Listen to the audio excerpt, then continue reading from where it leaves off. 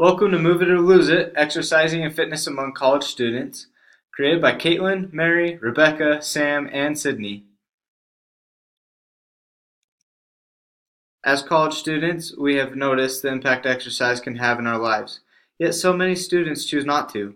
In this presentation, we'll cover the problem that occurs when college students choose not to exercise, how students can help fix this in their own lives, and what benefits will be seen as a result of regular exercise. College life is incredibly stressful.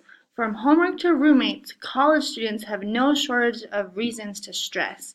For many students, experiencing stress can lead to overeating and the consumption of junk food. Lack of exercise, combined with overconsumption of food, leads to obesity. Obesity brings many health problems, such as heart disease, high blood pressure, and diabetes. College students may reduce their risk of developing such diseases with proper exercise.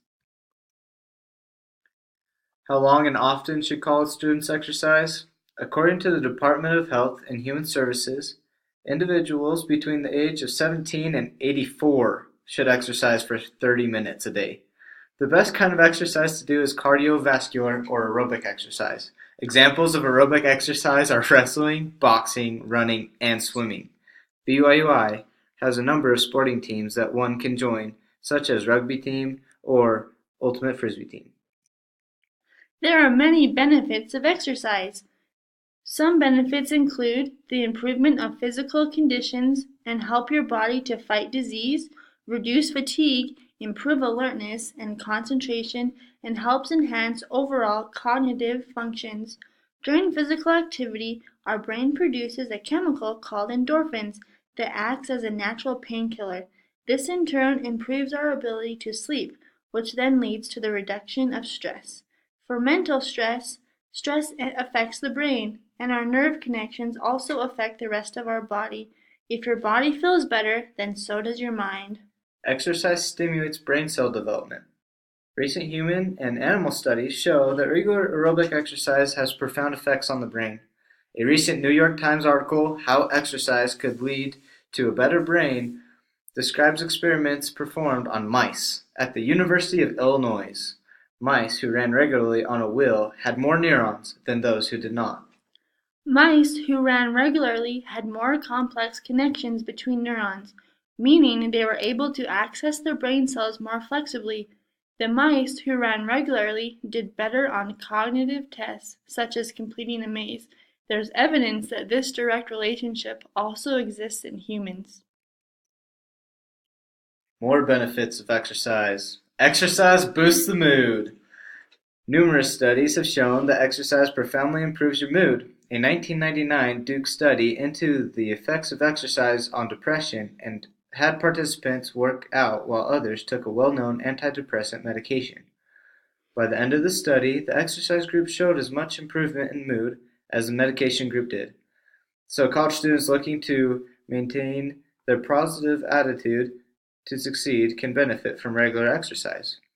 Exercise also relieves stress. Prolonged stress can lead to health problems, such as heart attacks and stomach problems. Exercise can relieve the negative effects of stress on our body. Those who exercise find they focus constructively on problems during or after they exercise. Exercise also increases focus and concentration. In 2009, a Canadian school for learning disabled and ADHD children took part in an experiment that involved having students exercise for 20 minutes on treadmills or exercise bikes before starting their math class. Teachers noted a marked improvement in students' ability to concentrate, participate, and retain information during the class after they had exercised. Many students feel they do not have time to exercise. By creating a time schedule or a to-do list, we can schedule the big rocks first, leaving time for us to relieve stress through physical exercise. This is one of the 7 habits in a book titled A Highly Effective People by Stephen R. Covey. One habit states to put first things first. This encourages people to first plan to do the same things in their day that matter most. When scheduling to go to the gym, regard this time as important. In Habit 1 of Stephen R. Covey, Be Proactive, we learn about the goose and the golden egg. One way to take care of the goose is to exercise, which helps with energy production and feeling rejuvenated. We will then have a better production output because our production capability has been significantly improved. It does not take a lot to reduce stress. Just 5 minutes of aerobic exercise can stimulate anti-anxiety effects. Also, working out with low or moderate intensity can help you feel healthy and energized, but the best results will be achieved when doing fast aerobic exercise. A paradigm is the way we see, understand, and interpret the world. We can become more motivated to exercise as we think of exercise differently. We can become proactive by seeing differently, doing differently, and getting different results. We can also get superb results by aligning our paradigm with our values and principles. Many college students have access to locations where they can exercise. These facilities include on-campus gyms, and local public facilities such as tennis courts. Another resource is exercising with friends.